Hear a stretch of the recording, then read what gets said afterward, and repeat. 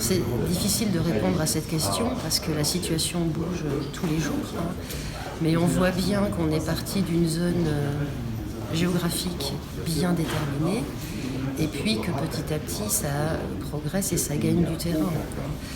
L'objectif étant de ralentir pour ne pas croiser l'épidémie de grippe avec l'épidémie de Covid-19 et d'être mieux préparé à appréhender l'arrivée d'une épidémie.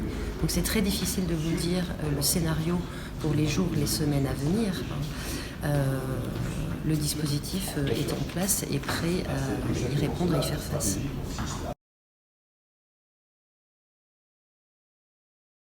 Alors la réponse est clairement oui, puisque nous avons adapté notre organisation en termes de filiarisation de la prise en charge des patients et en termes d'adaptation à un nombre de patients plus important qu'habituellement, à prendre en charge de manière sécuritaire à la fois pour eux-mêmes et pour les personnels. Donc oui, nous avons adapté nos structurations, nos filiarisations à l'arrivée éventuelle de patients plus importants suspectés ou confirmés être infectés par le coronavirus.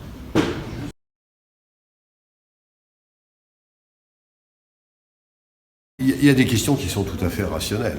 Les questions qui sont rationnelles, c'est par exemple, je reviens de la région de Milan, ou je reviens de la région de Venise, j'ai 38 de température, j'ai un gros rhume, ou j'ai une grosse bronchite, est-ce que je dois m'inquiéter? Cet appel-là est normal. Je reviens de Venise, mais je vais parfaitement bien, il n'y a aucune raison d'appeler le centre 15. Aucune raison. Donc il faut avoir des signes cliniques. À la fois venir d'une région à risque, d'une zone à risque, il y en a d'autres bien sûr, mais également avoir des signes cliniques. Là, il faut appeler le 15. Donc on appelle quand on est malade. Les demandes de renseignements, il faut aller sur les plateformes de renseignement de la préfecture, du type par exemple, écoutez, mon fils a un camarade de classe qui, je crois, a passé des vacances en Italie, pensez-vous que je puisse l'amener à l'école?